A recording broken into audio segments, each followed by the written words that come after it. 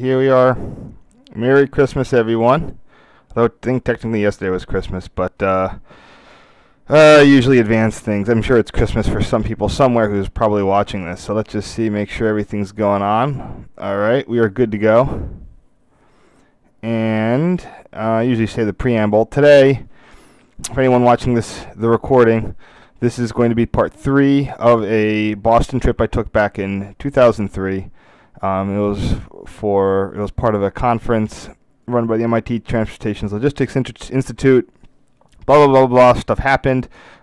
Today's part consists entirely of the trip back from Boston. The trip back was, so at the time, I was in school, and I was, spending summers in, South Jersey. But due to quirks in Amtrak's pricing, I actually remember it was cheaper to get, whatever it was. I decided to splurge for an Acela Express, and that was the cool thing back then. It was still, even today, but back then it was very cheap from Boston to New York. Very competitive, actually, with the regionals, depending on when you got it. So, Acela Express back from Boston to New York, and then NJT from there. So let's see how this goes. Starting in Boston South Station. I don't know which private car this is. I probably could figure it out. It's a, it's got a Wabash it's got some sort of a Wabash cannonball thing on the back. So let's hit up some Google here.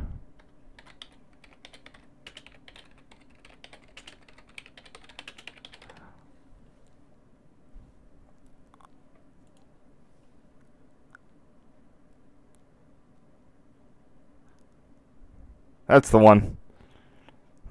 Blah, blah, blah, blah, blah.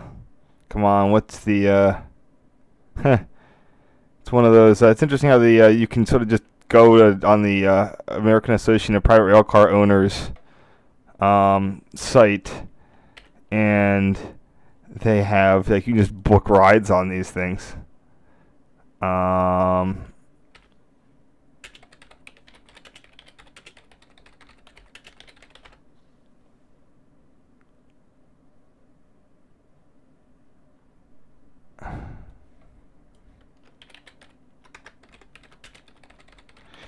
And I just have to find out the reporting marks. It's a PPCX. Okay, great. So here we go. Starting off, I never used to know how to do the private cars, because they have a name and whatnot. So I think if all else is equal, I'll probably just go, unless it has like a identifiable railroad thing, I'll just give it the private car marks. This is PPCX. Number is 8049 plus Amtrak 2036 at Boston.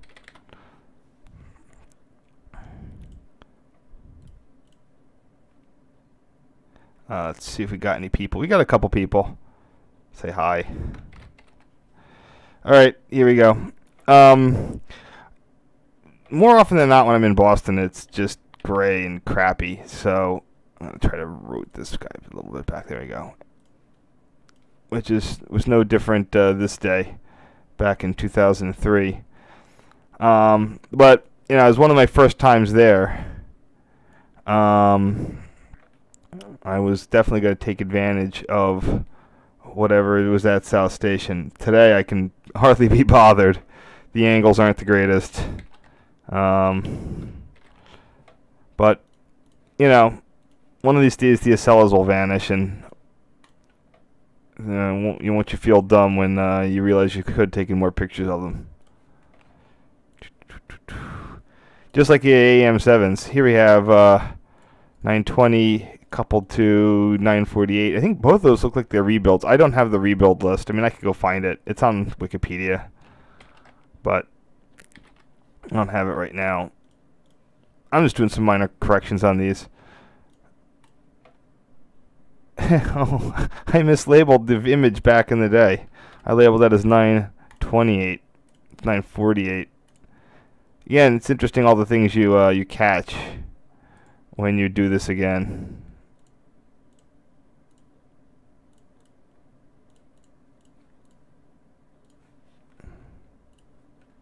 And here we just have one of 920. I mean, there's almost nothing wrong with this picture. I can just give it a little sharpen and save it over the old one.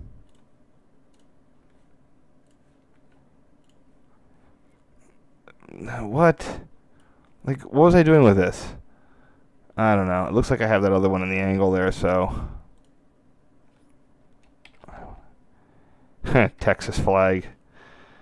The things you'd see in the Bush administration. Let's see here.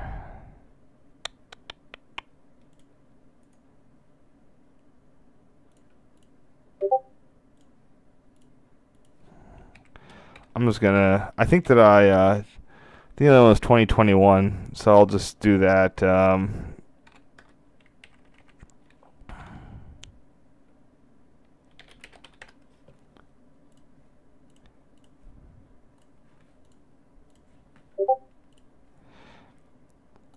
I don't know. Yeah, see, this is where it gets down to what was I saving back then? I think I saved this photo, but I'm not 100% sure. Yep, there it is.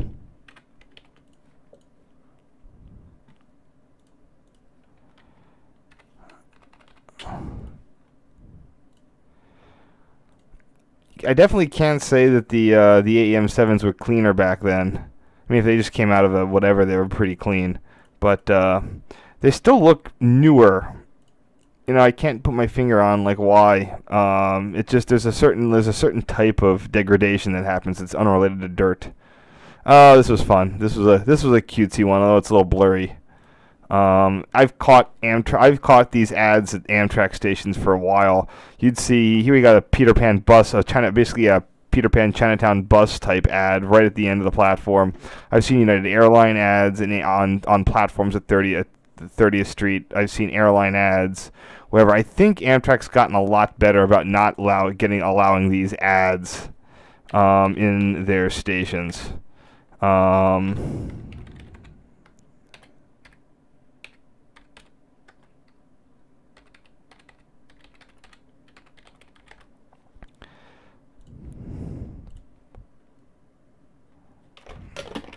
What is that?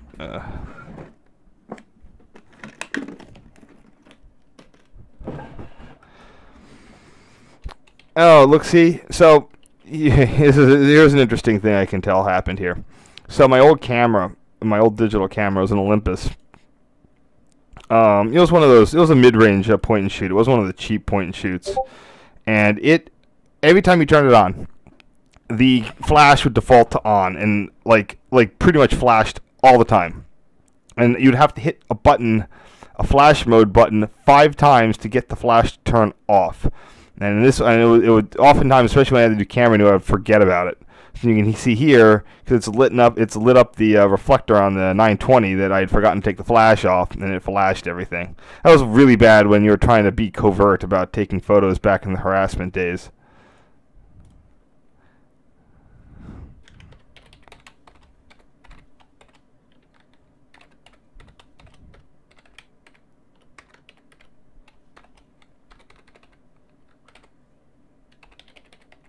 Also note that the Cannonball there has is a heavyweight car with 3-wheel trucks.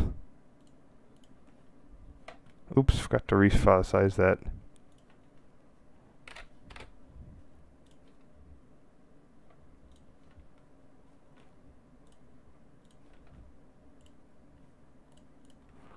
There you go. Oh, here we go. This is my, it's like taking a picture of your food. Selfie your ticket. I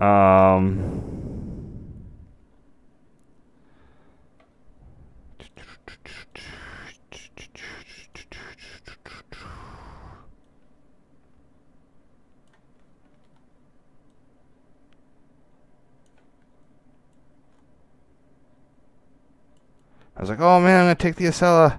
Oh, it's so cool. Yep, see, $92. A little more pricey than you pay, but I think I figured it was worth it.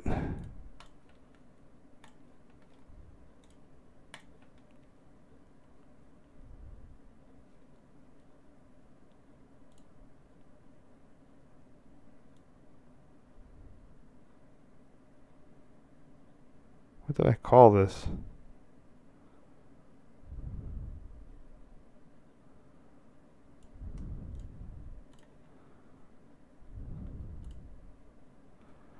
Train 2176. Oh, there you go. Of course, you gotta take your interior photos. One thing I never liked about the Acela interiors is that they're very bright. Some people like that, but it just makes it very hard to get to sleep, especially if you're trying to kill time, and it makes it way harder to take good photos from inside the train, especially at in declining lights outside. So that was something I never liked about the Acela. That's why I don't tend to seek it out, except in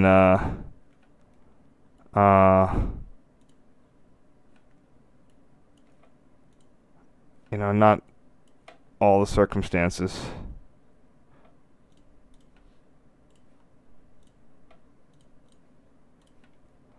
Not much to really do here.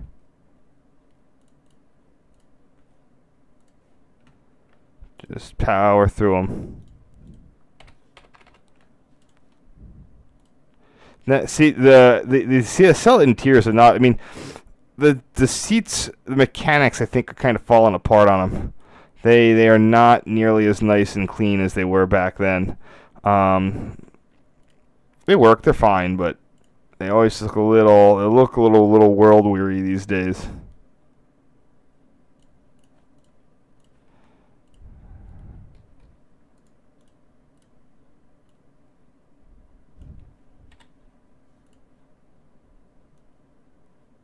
Alright, on to the next set.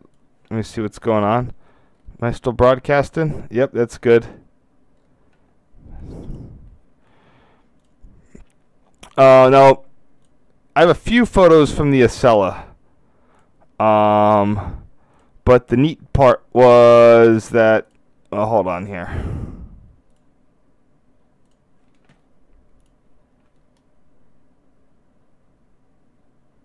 Oh, so this is one that I ditched back in the day. I'm not sure what the heck's going on here, but we have... See, again, I was in the Acela. Couldn't really get a good photo out of this P40 Genesis towing an AEM7. I don't know why, but I dumped the photo because it was not great, not knowing that these 800 series Jennies would probably vanish quickly.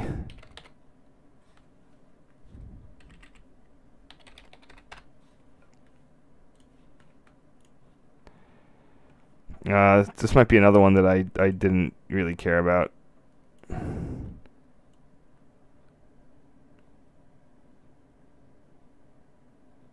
This is one of the MBB cab cars, the Messerschmitts, number 1524. And like I said, these are still used as cab cars today. There's still a bunch of these in cab car service, despite all those new Rotem bi-levels that rolled in.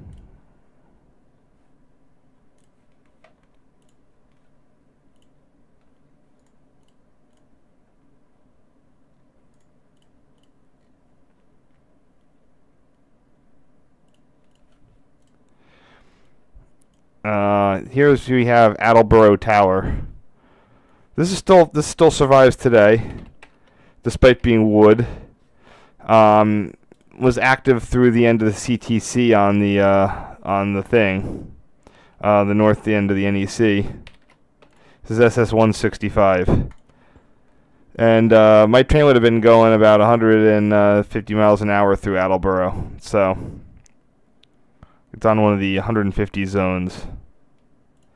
I'm surprised I got such a decent photo at that speed. Ah, see, here we go. Here's a much better picture of Electric Boat. Not sure what they would have been building back then. I think they might have been doing Seawolves, but probably not. I wonder if I even named it. I don't know.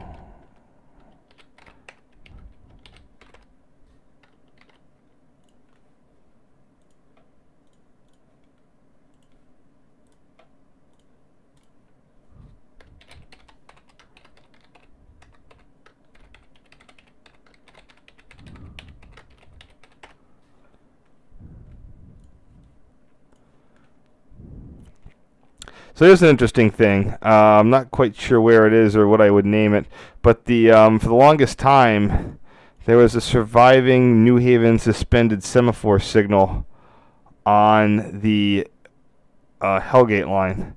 Oh, actually, yeah, it was right near. That looks like the Pelham Bay, a signal for Amtrak Pelham Bay interlocking. I don't think it's there anymore. But you can tell by the pointy blade that used to be. That was an automatic signal.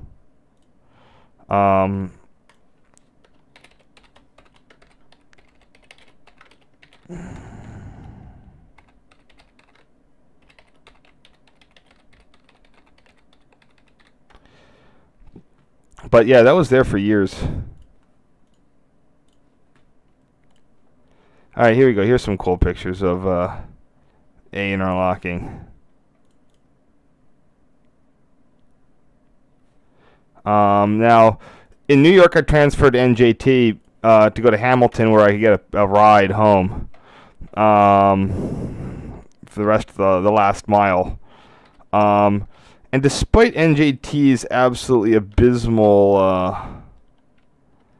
rail window and whatnot, certain trains on NJT, especially on the single levels, when they had the non-Comet 5 cab car, it's a bunch of cars. I don't even know what it was.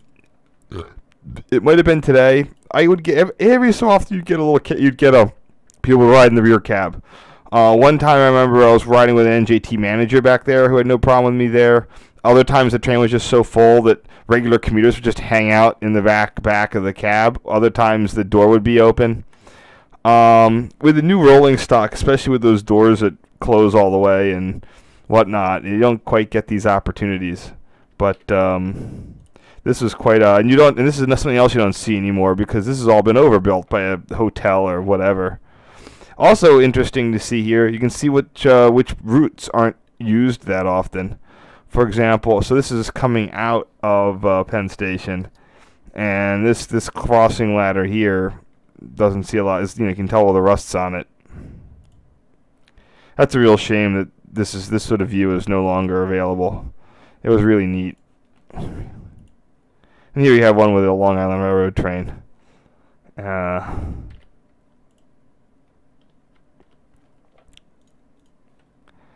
Which are probably M1s, because this predates M7s. So something else we don't see anymore, unfortunately. Those are really neat stock too.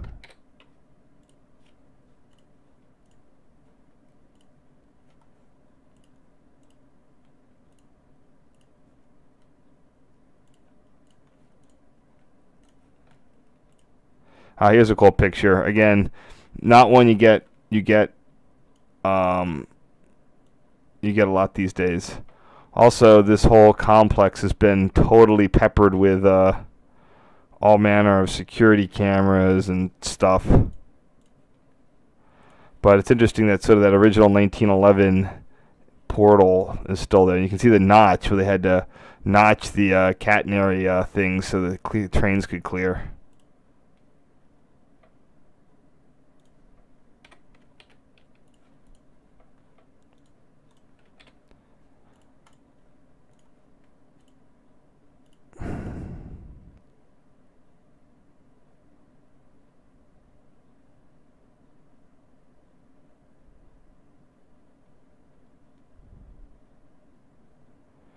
Yeah, this was one of those things where it was definitely, if the train was super crowded. This might be, I don't know what was going on. I got some interesting cab rides on the NEC back in the day. But that's when I went to New York City far more often than I do now. And by the time I go to New York City now, I'm just so dead beat and tired by the end. I just don't want to deal with it. But here you have the Bergen interlocking.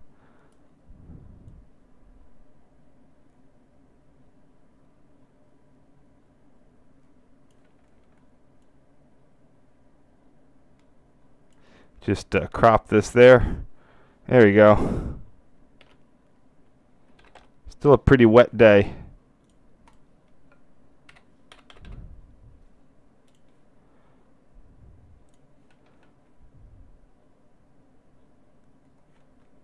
This is where I have to go to my my track plans here to figure out what I need to do here. Harold.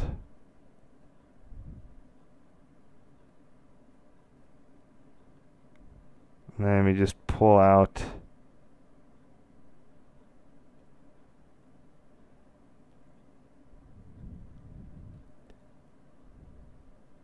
I used to see them all over the place.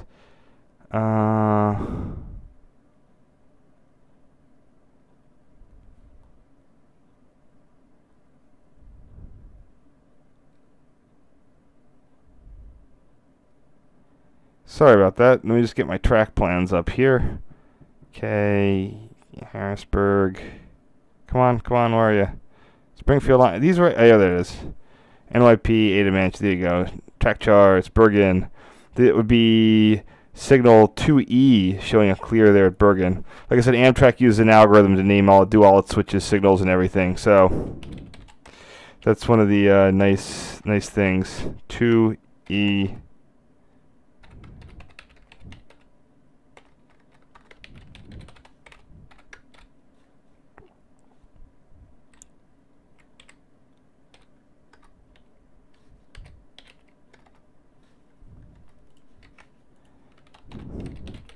That's a really nice picture. I'm very surprised at some of the photos that my old camera was able to take, despite its generally low technology level, low amount of zoom, low amount of no image stabilization, blah blah blah blah blah. But it did far better than it ever had any thing to do, any right to be.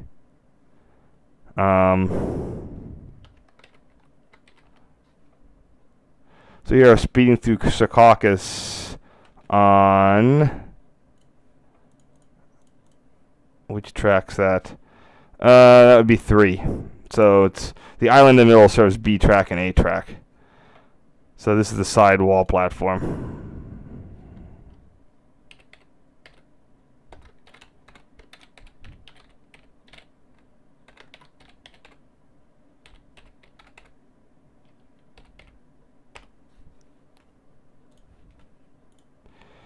Oh, and here we are in the middle of, so it's lack in our interlocking. Yeah, Amtrak was a little, was clever on this, honoring the Erie-Lackawanna heritage, with one interlocking being Erie and the other one being Lac. For anyone who doesn't know, this was the last major use of traditional Union switch and signal position lights with the internal reflectors. After this, Amtrak started buying from the Safetran, and theirs just used normal signal lamps. But the US&S ones, since they're designed, back in the early 1900s, when you didn't have reliable, when you only had very small power budgets. They used very rare for a signal to use an internal parabolic reflector, because to collect all, they didn't have a lot of light to work with. Typically, parabolic reflectors are avoided for rail use signals and rail use, because they cause phantoms, and you have to do all sorts of crazy engineering to make them safe. I mean, by a phantom, as in if you shine a bright light at anything with an internal mirror, it's going to shine out through, and you're going to see it as a valid signal indication. So the Union switch and signal position light units with the parabolic reflector have to have all this optical trickery inside to prevent phantoms. I'm going to miss the portal bridge. They're threatening to demolish it for quote-unquote something better. But I doubt anything that we could build today would be better than what the PRR could do in 1911. Back before you had high cost of labor, safety regulations. You could use good materials. There we go. All right. Lots of stuff at the dock. Oh, all the way down the lane. I don't know how I got this thing. I don't know. Maybe just the old school crews were more amenable, or NJT had a lot had a lot of with the single level equipment back then. It was a lot more crowded, so there's a little bit more leeway. There's the Kearney flyover.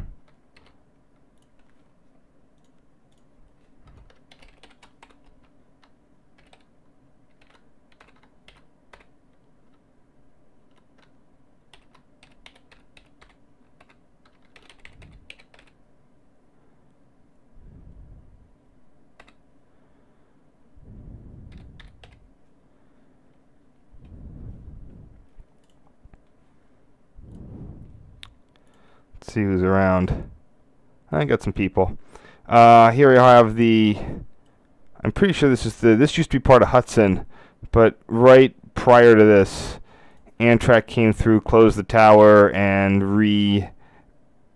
redesignated parts of it. So this would have been part of the Ray interlocking, RAE. I think Portal Swift. Yep. This is basically the end of what used to be the Manhattan, the west end of the Manhattan transfer, which is now Bergen Yard. I think it's some sort of, I forgot what they name it. Maybe it's in the diagram. Nah.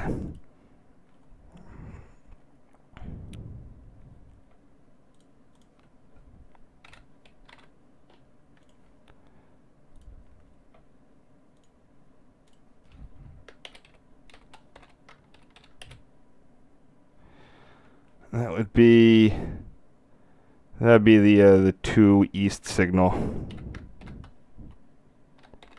showing a clear there.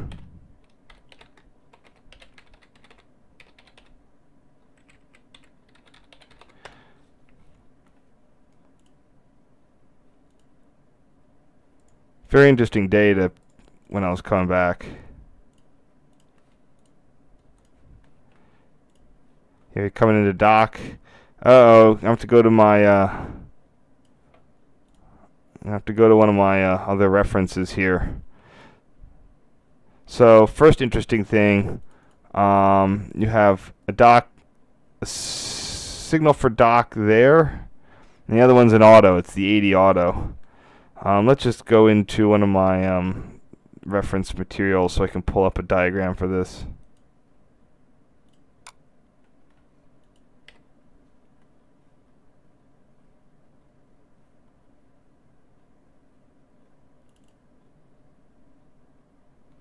There we go. So you might have heard dock just closed recently.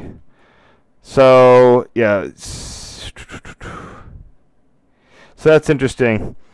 Back in the day, that is the 70L semi-automatic signal, and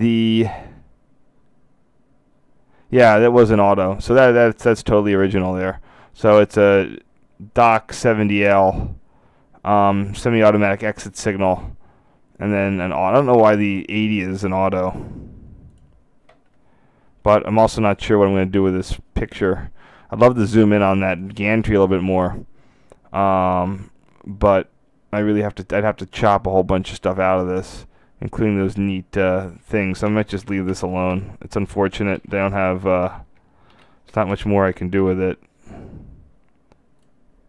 but the switches I can at least get the names on them. That's going to be the 65 and the 63. So you got the going from camera outward, which is usually how I do it. 63 switch plus your 65 plus the 70L plus 80 auto, auto 80. How do I do that? Probably 80 auto.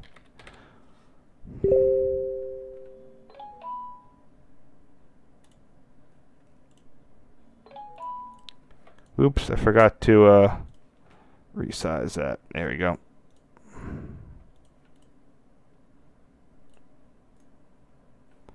Oh, and the 80 auto is clear. Let's put that in.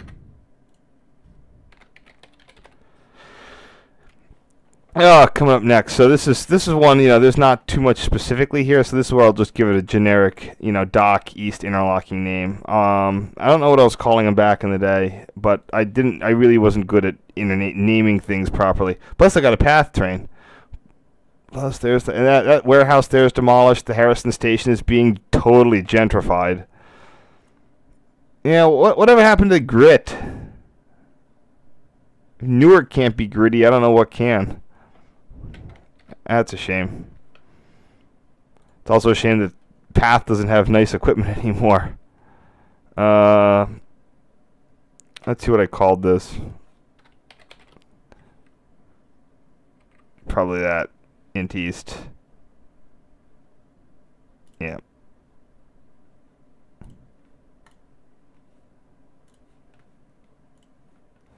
Oh, this is neat. This is neat. I have.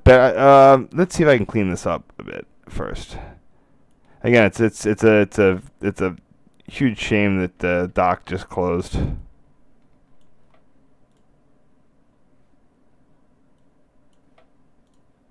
There it goes. Perfect. Lighten it up a bit.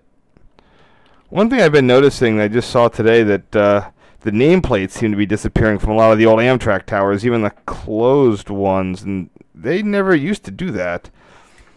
I'm wondering if it's a policy or people just sort of started stealing them, and then once it starts happening, it starts happening fast.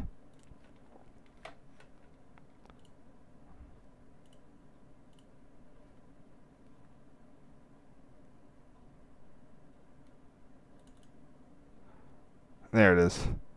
Yeah, originally I didn't try to straighten it, but I'll just straighten it up. That looks good.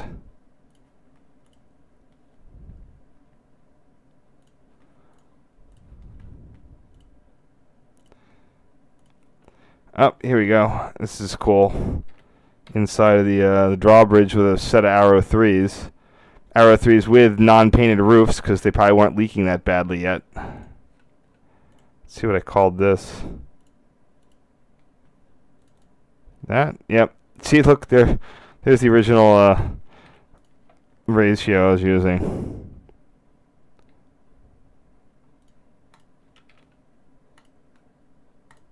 I actually have similar pictures of these I took on the Amtrak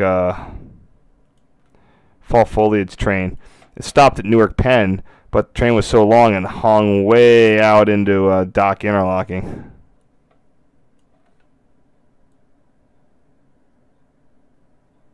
So if I just crop off those sort of, what do you call those, letterboxes. Oh, that wasn't an Arrow 3.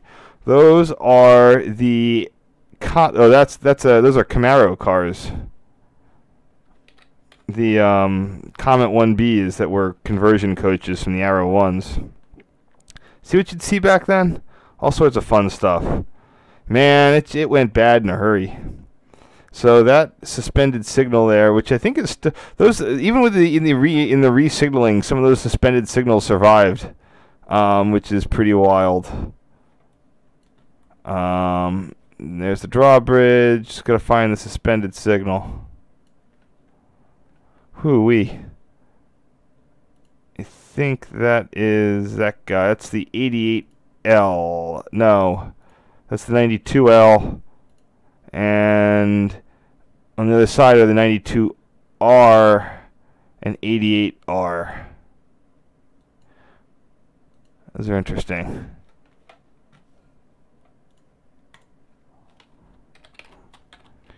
'92.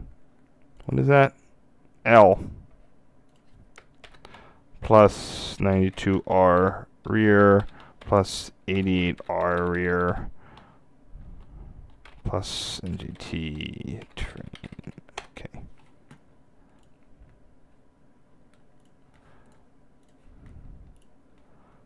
A lot of gold in here. Let's see what this is. Stolen dock.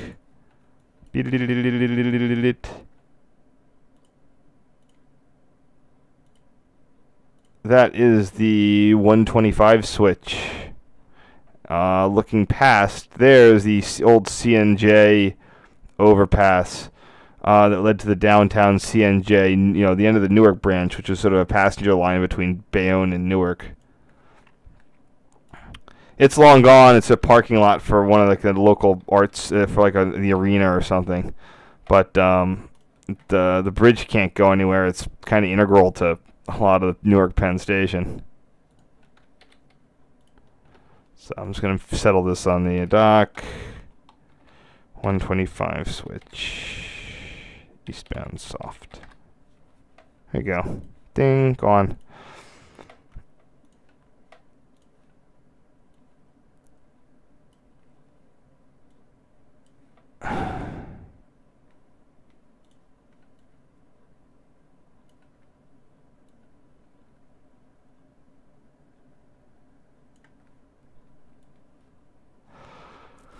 Yeah, it's like maybe I don't want to crop it. Maybe I do. I'm gonna get a little of those and then just bring this down to there. There we go. Maximum. Yeah, see, there you know these little tiny things where they've improvised a backing for that, that's totally not kosher.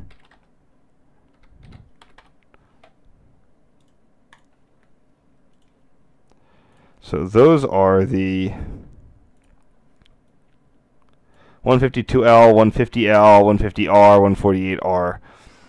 Interesting how they have these back-to-back sort of signal things.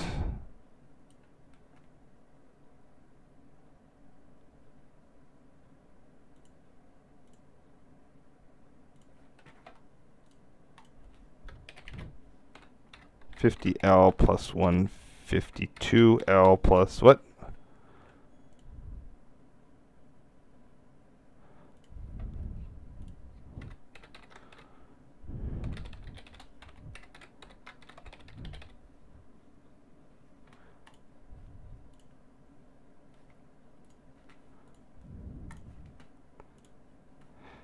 So this would be, I don't know which auto this is. This is the airport station, and that's the Haynes interlocking. But it's only in service on 2 of those tracks.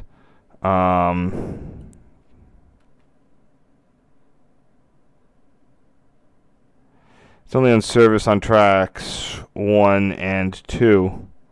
The rest of it being the 113 auto. So I can always try to acknowledge the auto, but maybe I just want to cheap out and just go with the Haynes designation.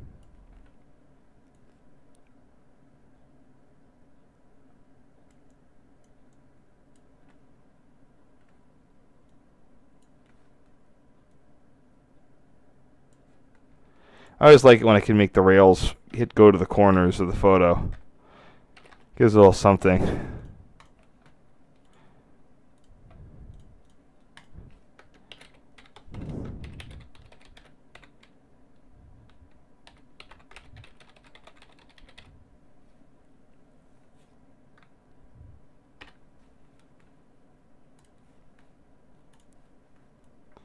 And here we have the gantry for the other side of Haynes plus whatever the autos are.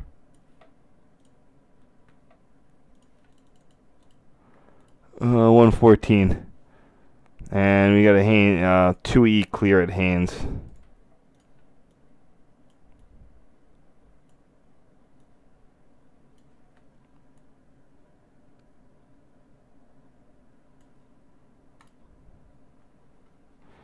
Yeah, this is a little blurry, but it's still pretty good.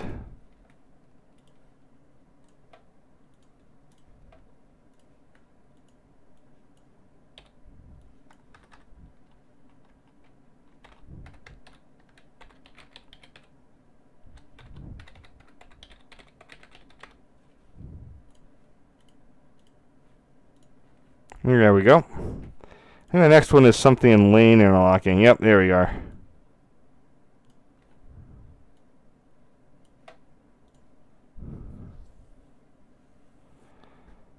This is where I gotta go and do a brief bit of research onto how we do the switch numbering.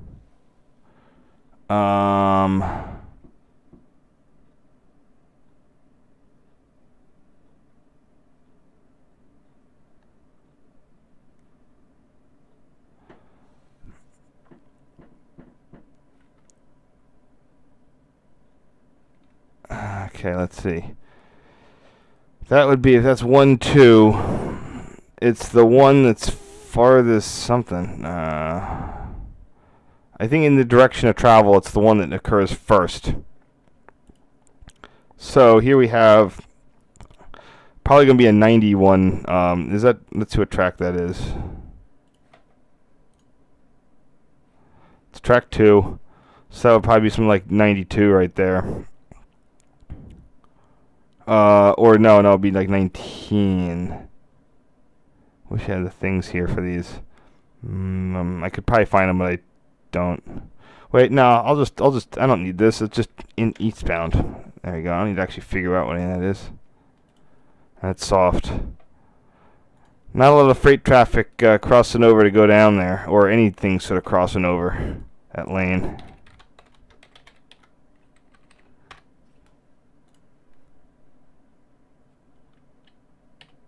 Oh, in all that my haste, I forgot to crop out the letterbox.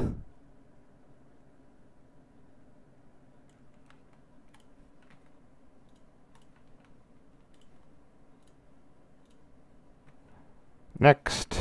Oh, it's done for that set. Now we're really hitting the end of it here.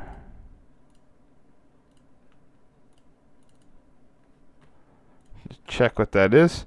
We're down to the last one, which just happens to be a perfect number, I think. Yep. 12 photos, it's going to be 48 on the day. A lot of good stuff here. Bringing us through to Jersey Ave, which point at some point I don't know, gave up. Let's just see what's going on here. I got some people still. Uh-oh, shit. Crap. Gotta fix this.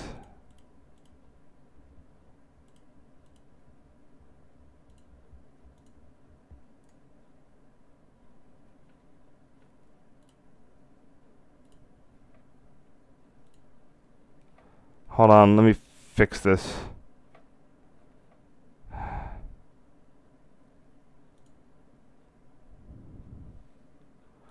I've had this problem in a while and I forgot how to deal with it.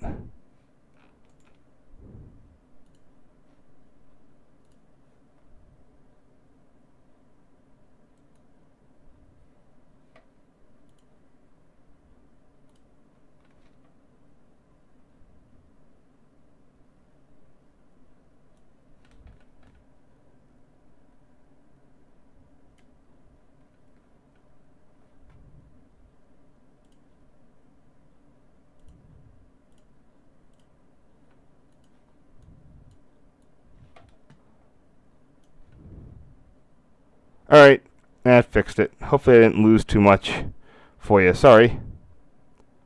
There we go. Alright, we're back. I don't think I lost too much there. Let's see. Uh-oh. Haynes, Lane. Yeah, I must hit. I think it's when I hit like the show desktop thing.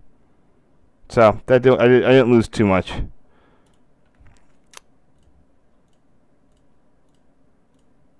On to the last set of the day. A lot of good stuff here. First off, we have the lanes eastbound home signal. A lot of interesting things here. First, we have the old freight track is still in place. This, let's see. Yeah, it's still located. It's still indicated as there as of 2007. That was 10 years. You know, you had an interlocked access track. But I bet if I went and looked that up today, I bet it's gone. Let's see.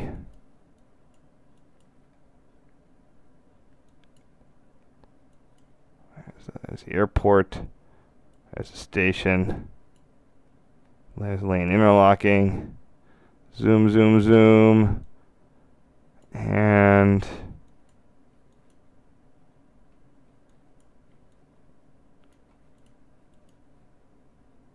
yeah, that is gone, skis. Completely gone.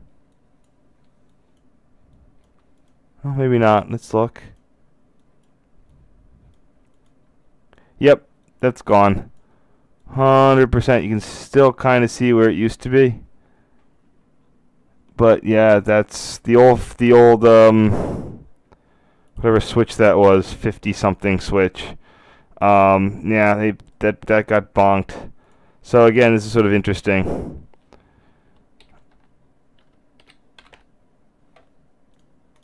It's a nice photo too, nice and sharp.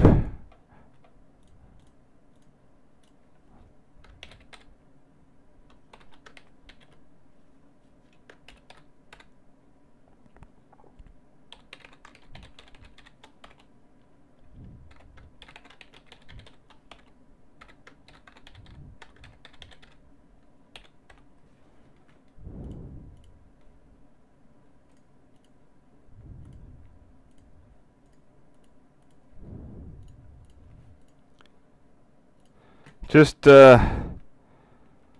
and less. Which one? Here's a neat thing. The old Elizabeth Station and on NJT for years had a Penn Central sign, and again, it just one day I went by and it was gone. I don't know, some maintenance guy. It's fairly close to the thing there. You don't know who took it, but someone has a really nice sign somewhere.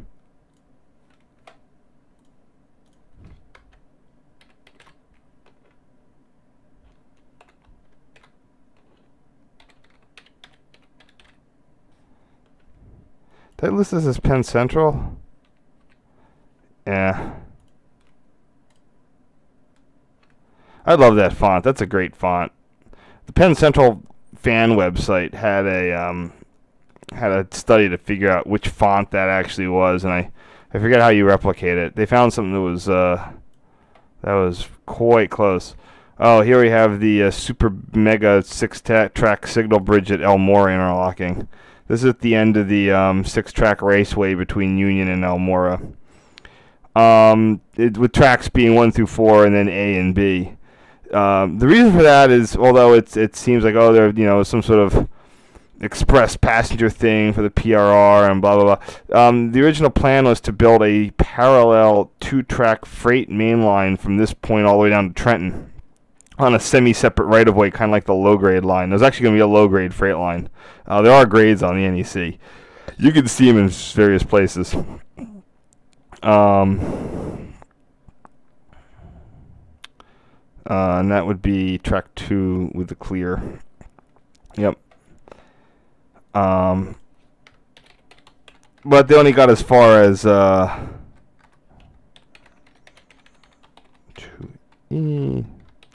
They only got as far as Union, and they ran out of money or something.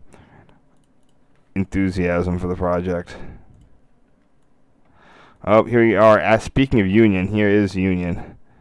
It's only closed a few years ago. I think around 2012 or 13 or so. Although some years before that, the signals had started changing. This is the famous gantry lever, combination cantilever and signal gantry, at the Rahway station. Rahway used to have a second island platform up until, I think, the 1960s, at which point it was removed. Might have been earlier than that, but it was. You can see where another island platform would have fit in. And this is notable for being the transfer point between coastline trains and NEC mainline trains.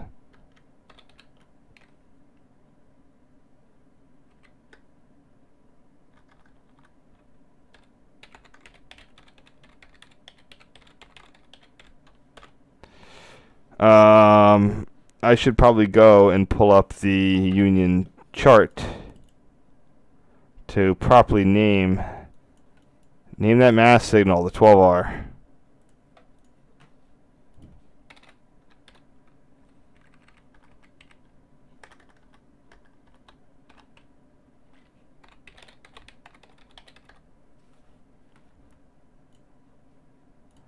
That's how you do that. There we go. Next. The famous 6-track signal bridge in the middle of the interlocking. I don't even know what I called this. This is almost just 2. It's kind of blurry too. But what's really neat is the reverse direction pots. I mean, I've got 1, 2, 3, 4, 5 signals on the bridge. 1, 2, 3 reverse direction pots in this direction, and 1, 2 reverse direction pots in the other direction. This is just absolutely crazy. The interesting is that in the current interlocking, there's nothing there. Oops, wrong thing.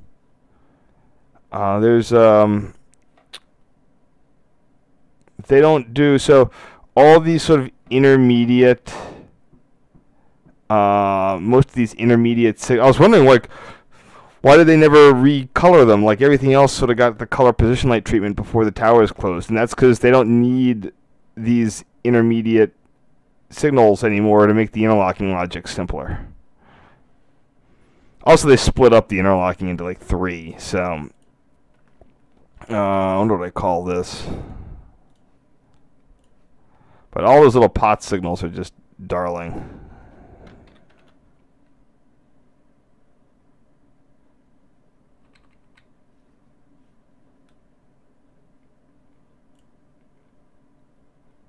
That's not even that accurate.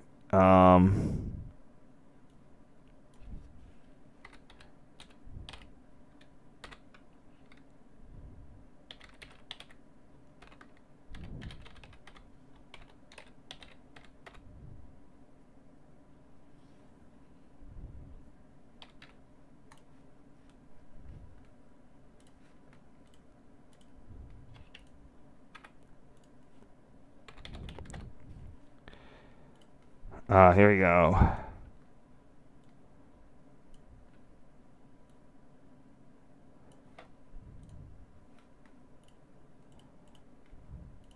So there's something interesting there, I think. No, yeah, he's got 2 roots there. If you look at the diagram, actually no, those are all through roots. But here's what you can tell. So we have in the picture here, you've got 2 clear signals on what would be A track. Oh wait, no, that's the problem. The A track is a dwarf there. What? No, that's not a dwarf. On A track, and the next track would be number 1. So what's going on here? You can see that the only way to get that alignment was to be having a coastline train come up the connection on the 27 switch, and he then goes out past the 18L at clear, and then your NEC train, he's got a route coming up number 1 straight and getting a clear on the 16L. Otherwise, there's no way you can put 2 eastbound NEC trains that way. So yeah, it is interesting how this all works. You get 3 ramps onto the NEC, and they can use in sort of any way they want. Very, very, very interesting interlocking plant. A little less so after they've removed with the removal of the interior signals.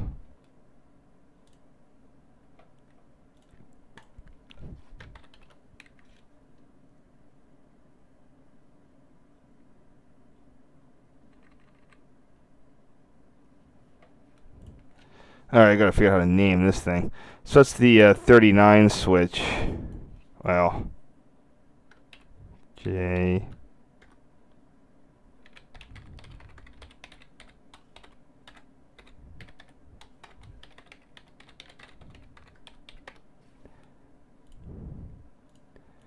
Get a little word salad and off we go. Let's see who's here. I still got people. Blah, blah, blah, next.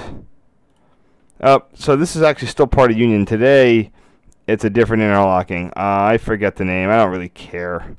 I mean, I can find it out easy enough, but it doesn't. It's today I'm in 2003, and it's gonna stay that way. So from Union's point of view, that is the 45 switch, 46R and 46L signals. Basically, it's 2 levers on the machine. Or I don't see the 46ers. So let's see what I can do crop-wise.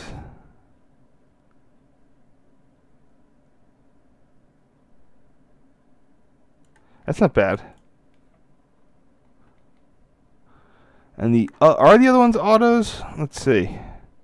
Nope. They are not autos. So that it's a clear on the 40. It's the 24L, the 40L, 44L. 24Ls, that's way, there's a lot of, there's nothing, most of the action is on track 1 and A and 2. So track 3, anything going east on track 3 doesn't encounter anything to the 39 switch and the 8L. So that's why it's sort of an out-of-sequence numbering. So let's just see what we got here. 24L, 40L, 44L. And then we got the 46 and 45 switch. So let's fix the picture up as best I can. Resize it. There we go. So we have Union. Here 45 switch plus switch eastbound plus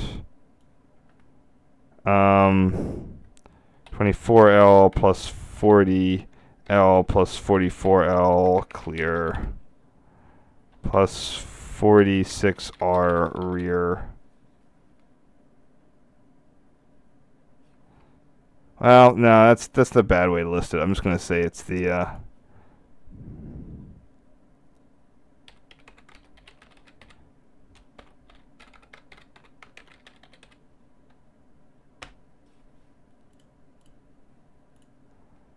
sometimes it helps to be concise.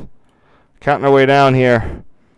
The Metro Park interlockings. This is so that NEC trains can pull over to service a suburban business stop that just delays, just adds 10 minutes onto your NEC journey. I guess they got a lot of business travelers there or something. I think I can crop that a little more effectively, because I don't need to really be out to there.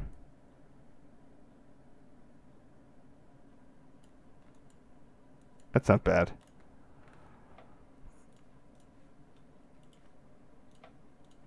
So this is, I think this is Island interlocking. Nah, it's Menlo. And then, see, this is what also when I thought that that anything with a movable point frog was a high-speed turnout, when little did I know they were just limited speed, or even worse, but just less maintenance intensive. Lincoln Tower is in Metuchen, apparently named for a Ford plant nearby that made Lincoln brand automobiles.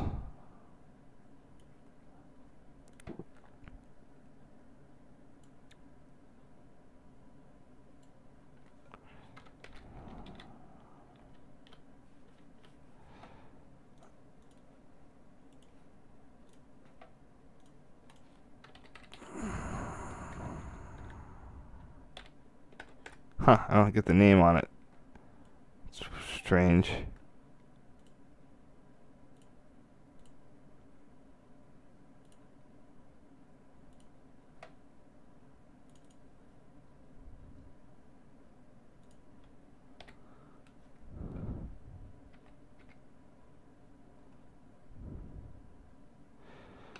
I'll find it somewhere. There it is. So also back in the day, I named tower photos sequentially, not realizing how quickly that would get unsustainable.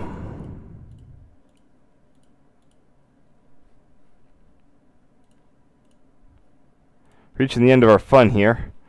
3 more photos left. All of them are going to be rail related. I mean train related. This is, I believe, the Edison station.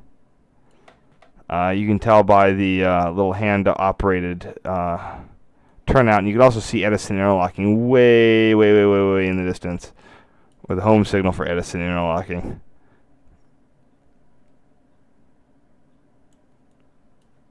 So this is all about NJT Arrow 3 1373 there at Edison.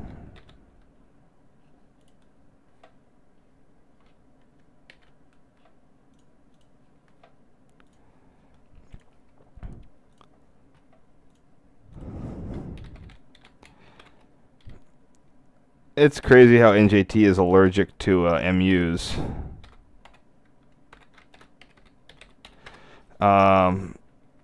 Actually, there's two Arrow 3 sets. Look at that. Both going to New York. One Express and one. I mean, they've retired a bunch of these. It's just interesting that the backbone of NEC service used to be the Arrow 3 MUs. Everything you'd get on it was that's what you would see on the NEC. And they could go 85, 90 something. I was on one that hit 86 once. But then they got some sort of weird truck problem, and then they got restricted to 80 miles an hour. And then everything became about single-seat rides, and now NJT is running a local service with 12-car Titanic trains and in push-pull configuration, which just takes forever.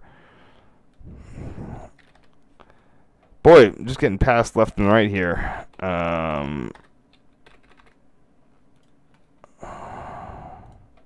This is just south of New Brunswick.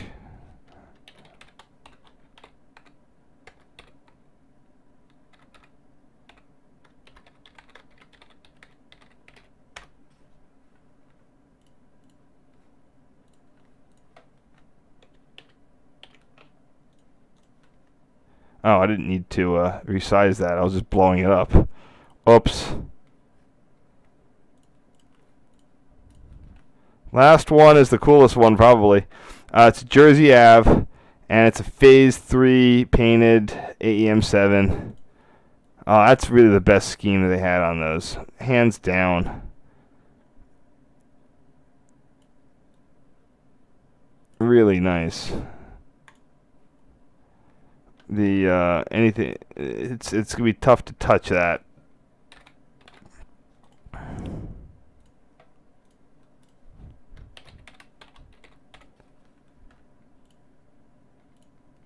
My original fire name. For a while, I was using @ signs in my file names, trying to either be clever or something, but that's just leads to problems. Yeah, let's have an alt character, something that's hard to put into Unix. What do you call those? URLs. All right, I think that is it. Let's just see what we can do here. There's part 1. Here's part 2. Just gotta delete those guys. So what I'm gonna do is there's no real need for a part 1, part 2 thing here. So I'm just gonna put these into part 1. Wait, what? Where is this? Oh, wrong way.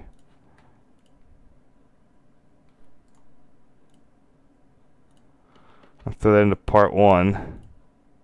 Delete the part 2. Someone's in there. Don't know who it is. Alright, that's pretty much all I got. Let's see who's around. Anybody had any questions? It doesn't look like it. Anyway, thanks for watching.